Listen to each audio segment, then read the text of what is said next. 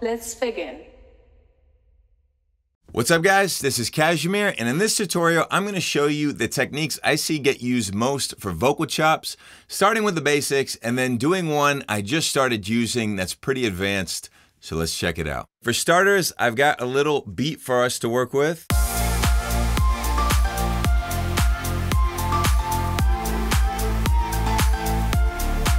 You guys might recognize this. This was a song I did called Around the World, but I took away all the leads so that we can make our own with a vocal chop. For a vocal chop, you of course need a vocal. I went into Sounds of KSHMR Volume 4 and I found this.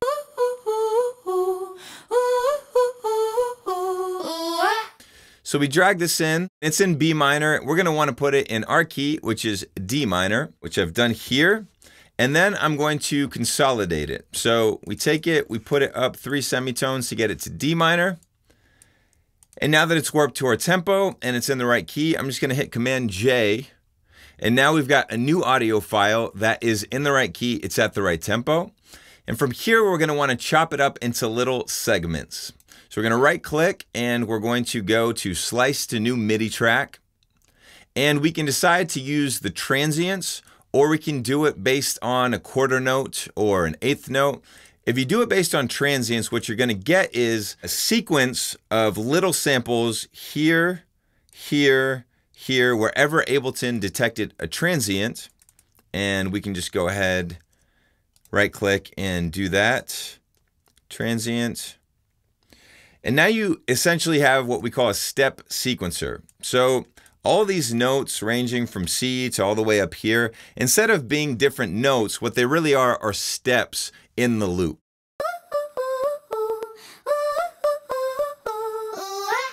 So each one of these is a step. And now we can proceed to play around and make a little melody for ourselves. We're not changing any of the notes. The notes that were built into the audio file are gonna be the notes we have to work with, but we can chop it up into something cool like this. So just by taking this and rearranging them, we can get this.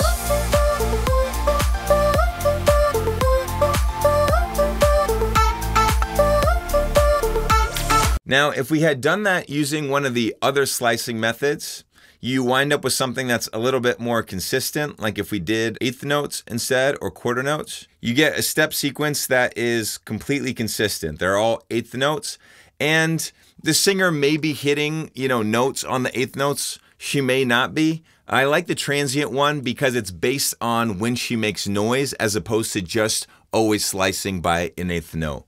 But both have their applications, and I encourage you guys to try each one. Using this method, either way, you're gonna get a step sequence, and then you can rearrange it like I've done here and get a pretty cool sounding drop melody.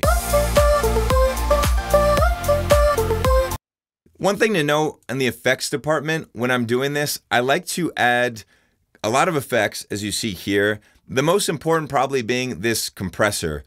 When you're making a melody with all these different slices, they're gonna be different volumes, and the compressor helps to get them within the same range dynamically and not have certain notes that are a lot louder than others. It's more consistent this way. Of course, I put on a little reverb.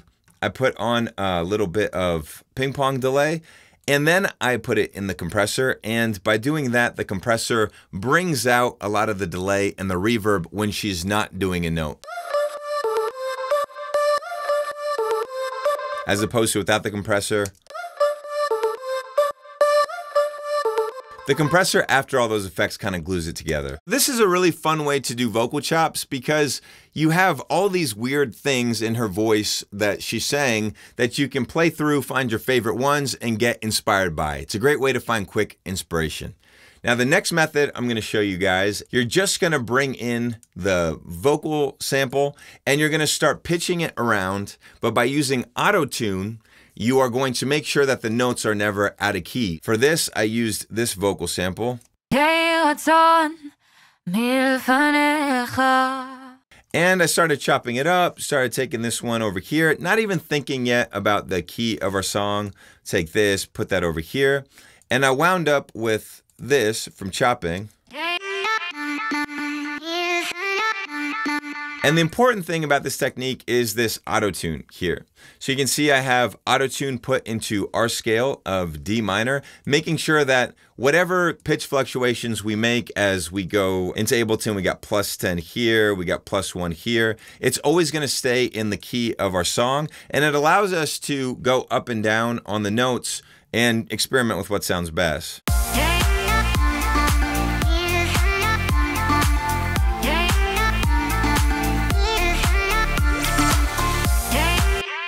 And if I take the auto-tune off, my guess is most of the notes will be okay. Some of the notes are a little bit funky. That's why the auto-tune being on really helps, because you can just experiment, not have to worry if you're being in the key of your track. You can just sort of be creative. It's almost like having like a scale when you're doing MIDI. Ableton lets you have like a scale effect that makes sure you're never hitting the wrong notes. This is essentially the same thing, but for chopping up a vocal. So far we've covered two basic concepts. One is the step sequencer way of doing a vocal chop. The other is the manual, just put the audio in, chop it up, and use auto-tune to help make sure you're always staying in the key.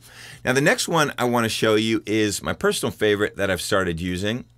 One thing you might notice is that we're kind of been bound to the note that the person sings, or we have to pitch it to be the note that we want. We're not really able to play it like an instrument where the MIDI note correlates with the note that the person is singing. So if you want to be able to play the person's voice like an instrument, you have to take a few more steps, but the results can be really cool. That's what we're going to show right now. So I started with a vocal found in Sounds KSHMR Volume 4. And what we want to do is chop up a couple of the vowels. So vowels are things like A, E, I, O, U. So we got a tum. We like that. Let's keep that. We got a ta. And then a long ta. And then a na. Okay, cool. So what we want to do now is we want to figure out what the notes here are, because that is going to be important in a second. So we look at these guys, and I'll just Command J for the time being. I'll right click, I'll say convert melody to a new MIDI track. And we're going to see what notes are going on. We got a D, we got a C, got a D sharp, and another D. So nothing to do with that right now, just to keep that in mind. And I'm going to copy this MIDI track. Going to go back before we grouped it all together. We're just going to paste that MIDI track, and that's going to be a reference for us. We're going to make a simpler. I like simpler over sampler because it allows us to continue warping the sample as we sample it. In sampler, you don't have that option. I don't know why, but you don't. We're going to start with the first one here. We're going to set it to Complex Pro mode. We're going to group it. Maybe set a little bit of release here, open up the release. And we're going to duplicate that one. And we're going to take the next sample, put that here. By the way, guys, the way that I created this instrument rack was to take the first simpler and hit Command G. So if we go back a few steps, we just had the simpler. We hit Command G here, and we wind up with the group. And then we can expand the group like that. We've duplicated it. We have our second one, and we put our second sample into the second simpler. Now we make a third one, and we drag the third sample there. And we're finally going to make a fourth one, and we're going to drag this sample there. Now the reason we wanted to know what those notes are is because we need to make all of these simplers play C when you're hitting a C note. And the way that we do that is go to our first one, which I believe was a D. We're just going to tell it to go down 2 semitones. That will make it a C. This one was already a C, so that's good. Next one is a D sharp and then a D. So for our third, we need it to go down 3 semitones to go from a D sharp to a D. And then the last one, we need to go down 2 semitones. What we wind up with is an instrument that we can play that sounds like this. So cool, they're all playing the same note, but they're all playing every sample at the same time. So we don't want that. What we do is we go to velocity here. We select them all and say distribute ranges equally. By hitting a different velocity now, we get a different sample.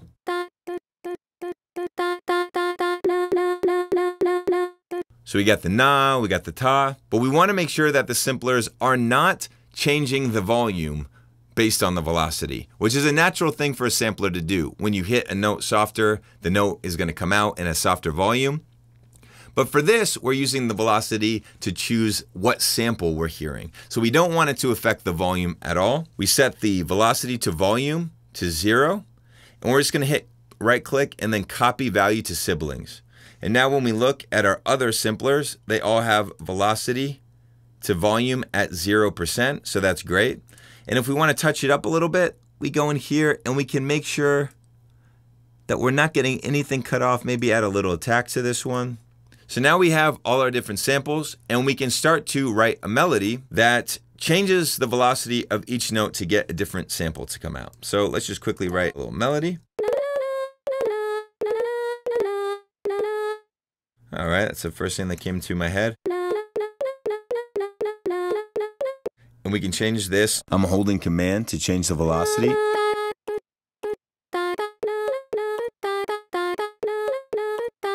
And now we have a vocal chop playing a melody that's much more dynamic than, say, if they were just all the same vowel.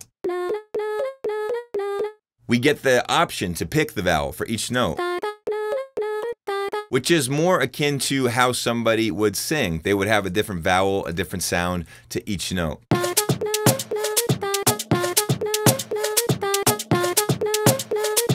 And we can put some effects on there, so I'm just going to grab some reverb and some sidechain.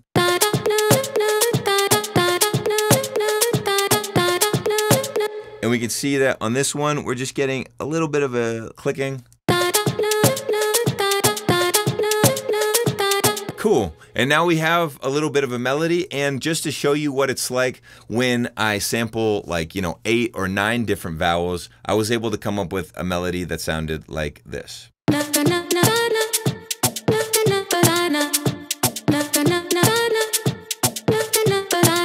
And in this case, I had a lot of samples to work with because I had sampled more. You could see here in the audio effect track. I think I had taken let's see, 1, 2, 3, 4, 5, 6, 7, 8, 9, 10. I took a lot, and it allowed me while I'm writing the melody to pick just the perfect sample for each note that I wanted, that I felt like made this melody work the best. So guys, this is a really cool way to make melodies using vocal chops that allow you to play it like an instrument, but get super precise with which vowel you want to hear on which note. I hope you guys have enjoyed this tutorial. This has been everything I know about vocal chops.